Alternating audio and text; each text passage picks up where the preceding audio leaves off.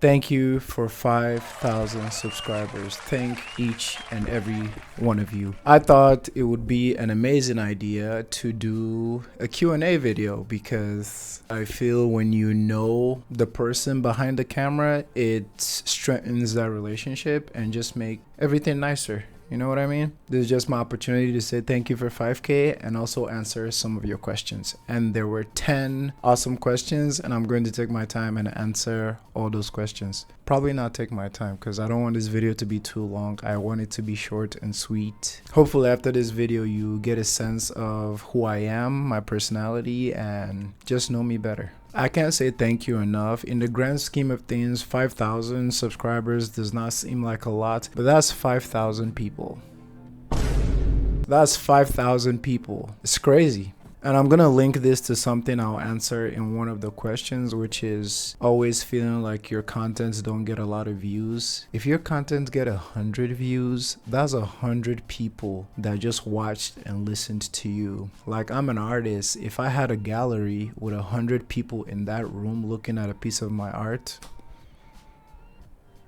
that's wonderful, you know? So let's get on to this. Thank you for watching, and as well thank you for all the lovely questions that were asked. All right, our first question is from Korea, not the country, but the name is Korea. I'll put it on the screen. Is all the art in the background of your video yours? Did you make them? The easy answer is yes. All of the paintings you see in all my background videos, like that like that beautiful lady over there, those are my paintings. So I am an artist. That is my day job. I paint, and I also teach painting classes at the museum in my town. So yes, I painted all these lovely paintings you see behind. I'm a portrait painter, which means I just focus on painting people's faces. Every now and then I'll paint an animal, but I love painting people's faces because like faces tell a lot of story, very hyped.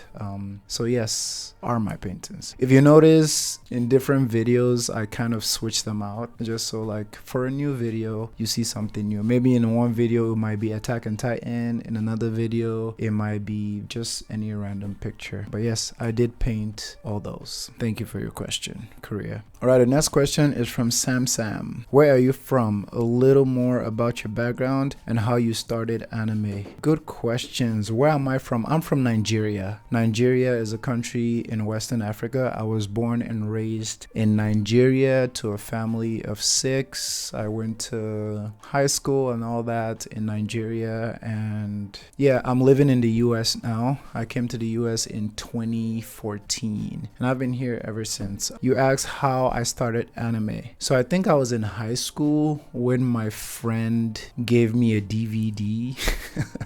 Oh my gosh, my friend gave me a DVD of Naruto, and I didn't start with manga or anything like that. I don't think I even read comics, but my friend gave me a CD of Naruto, and I watched the first episode with the demon fox, and I was like, I love this, because I already loved cartoons, and like Naruto was my first entry into Japanese animation, and I've been hooked ever since. However, just to clarify, I am a very casual anime fan, and I don't like the negative connotation that comes with casual anime fan. It just means I don't watch a lot of it, so I try to make the ones I watch really worthwhile. So yeah, a little bit more about my background. I was kind of a restless kid. I was that kid who always got in trouble in school. Not because I was bad or malicious, but just because like I loved to play too much. When I say I'm restless, I couldn't sit down in one place. I was always playing, always the first in the playground. But I think the older I got, the more matured I got, and I just cooled down. I'm just this chill, freezy guy now. You know what I'm saying? But I hope that answered that question. Thank you for that question, Sam. I'm sorry, I'm gonna butcher this name on this next question. I am very sorry. So the name is Hiopusjis. I'm sorry. Yes, I'll put it on screen for everybody to see. Shout out to you for asking this question. What were you doing before YouTube, and how do you come to start a channel? Good question. What was I doing before YouTube? I guess you mean for like income, but like I said earlier, I'm an artist. I went to college to study visual art. I have a small artist business. I sell paintings. I do commissions for people. And like I said earlier, I teach classes at the Plains Art Museum. That's the local museum in my area. I teach classes, and pretty much I'm just an art guy before I started YouTube, and I will tell you the reason I started YouTube, and I'll shout out some other creators on here that made me start YouTube. We all know what burnout is, right? Like sometimes you, as a creator creating art, sometimes maybe you do a big project or something and you feel like artist burnout, like, or artist block. I did a very big art project. It was some mural projects in my town, and it lasted for probably 7 months. And after that 7 months, I was so done with painting that, because it was kind of stressful, I was so done with painting that I didn't even want to touch a paintbrush. But during that time, this was like 7-8 months ago, during that time I started thinking about doing a YouTube reaction channel. And before that, I loved, one of my favorite reactors on YouTube is Alana Misako. Look her up, she's great. I started watching, she's an anime reactor, and I started watching her Attack on Titan reactions, and they were so good. And I just saw how the experience of her being a reactor really made her enjoy the shows like 10 times better, and having that community that she could just react to and share those videos with, seeing how I'll be in the comment sections and I'll comment as well, and just seeing how her love for the show, she was watching Attack on Titan and Jujutsu Kaisen, I was just seeing how her love for the show was making other people appreciate it better. And just that sense of community, I was like, wow, I love Attack on Titan so much, so I want to start a YouTube channel just so I can have a community, a nice safe space that I can share my love for anime with other people. Yeah, I made my YouTube channel and started making reactions, and 8 months later, the latest episode of Attack on Titan dropped, and me and Alana posted our videos almost on the same day, and that was like the biggest video on my channel right now. And that was such a surreal moment for me, because like I said I was gonna do this and I did it, and I met a lot of great people along the way. I mean, we're at 5K subscribers right now, so I guess I did something right. But yes, Alana was a big inspiration for me to start my channel. I love how calm she is in her reaction, how she's just chill and shows her empathy and her love and her vibe. And like I kind of felt like I had the same vibe, and because anime community can be really toxic, but like someone like Alana, she's on like the positive side of the anime community and reactors, and that's what I felt like I was, because I do not like any toxic energy around me. The block button is my favorite button. Anytime someone is being combative or nasty, you're getting blocked. Either to me or anybody in the comments, you're getting blocked. This is a safe space. So yes, that's why I started it. Thank you for your question. Again, another name I might brutalize. Tizuchi, I am sorry. But the question is there a certain source you get your anime recommendations, or someone helping you prioritize your show list? That's a good question. The source I get is mainly the comment section. So on some of my videos, I usually ask, hey, if you have a recommendation, just put it in the comment section. So it's usually the comment section. And if you have noticed my community tab, I love making polls.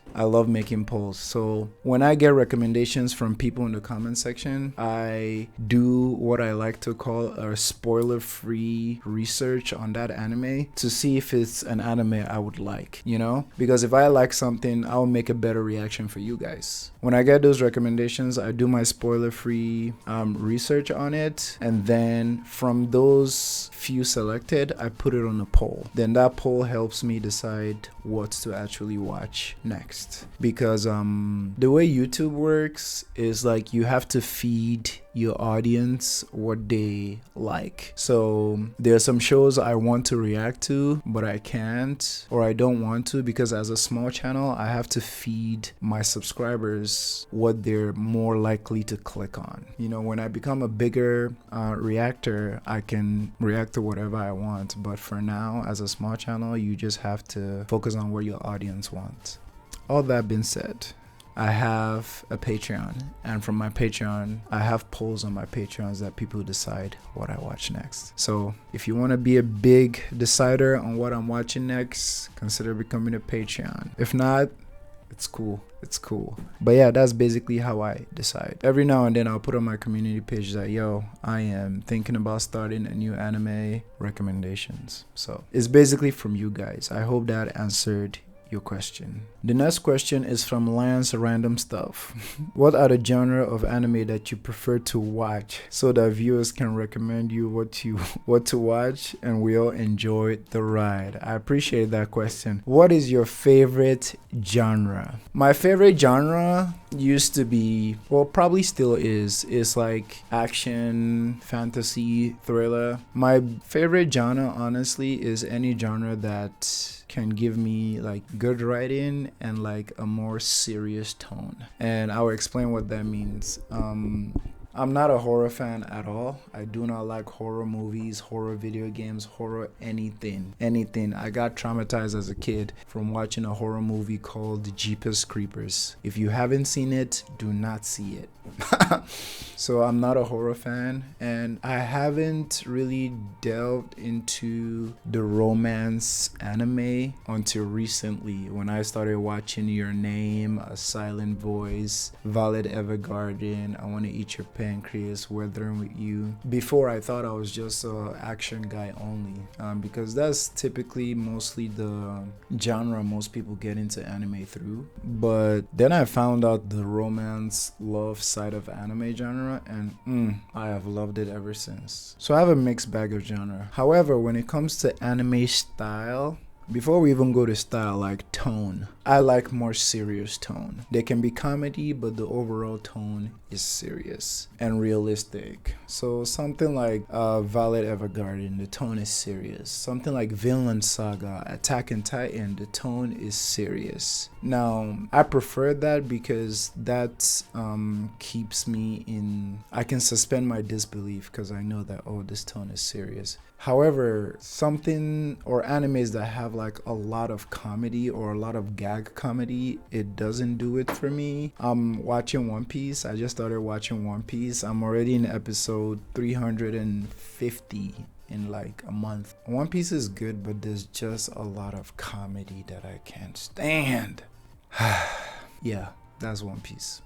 But yeah, to answer your question, which I think I did, but I love more serious tone. Honestly, any genre works as long as it tells a good, compelling story that I can connect with. As long as the story has like really nice philosophies that I can dig my brain into. Because with the way I do my reactions, like I'm reacting to a show or a movie, but I also like for that show to have things that I can actually like dissect and talk about and express. So I hope that answers your question, my friend. The next question by One Eye Open Nation. What is your favorite anime you have reacted to or see so far? Let's just get this out of the way. My favorite anime that I've reacted to by far is Attack on Titan. Well, I shouldn't say by far. It's Attack on Titan because I mean that's just my show, and my love for that show, it brings out all my emotions. It brings up my critical thinking skills. It brings out my media literacy. It brings out everything, and is a show I'm very passionate about. And I think that's the biggest video on my channel, like the last 1 hour long special for Attack on Titan. So that's the best anime I've reacted to, but a close second is A Silent Voice. Like, need I say more? You know, A Silent Voice was something that I'm sure changed a lot of people's lives, and me doing that reaction was a moment for me where like it was very healing, and it was very emotional. It didn't feel like a movie, you know, it felt like real life because it tackled a lot of themes from real life. So Attack on Titan #1, A Silent Voice a close #2. #3, that's tough. I think I would just say a show in general. I just started Violet Evergarden, really good. However, I think my favorite thing I've reacted to this like show that is not like a special or a movie is Villain Saga. And Villain Saga is, again, it corresponds with the tone I like. It's very serious, it's very gritty, it's very beautiful, it's very philosophical. So I enjoy those reactions. So yes, I hope that answered your question. And the next question by Crystal EO. What made you start your YouTube channel? What has been your favorite thing to react to? Question mark. PS AOT AOT AOT AOT. Someone's a little biased.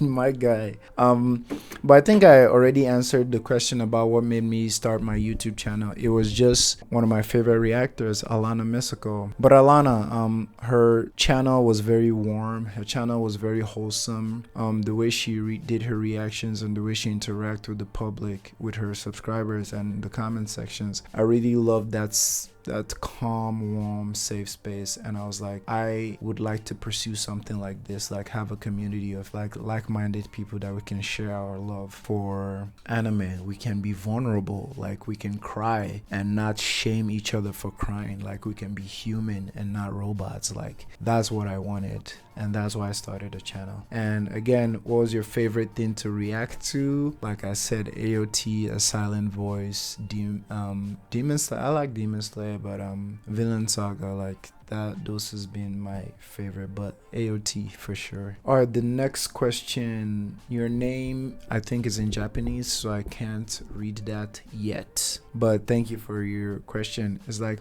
are you planning on reading the A Silent Voice manga because it's different from the movie, and I saw that you enjoyed the movie a lot, so I wanted to ask you. Thank you for that. I actually have not read a lot of manga. I would like to pick up A Silent Voice. I would like to pick up A Silent Voice manga sometime to read it, probably in the winter, because now summer I just want to be outside when I'm not making videos or painting. I've heard so many good things, I think from you as well, on a different video. We're talking about how different or how much the manga has so much that the anime doesn't have, and how it elevates and goes deeper into characters, backstories, like flesh them out even more. So I would love to read that for sure.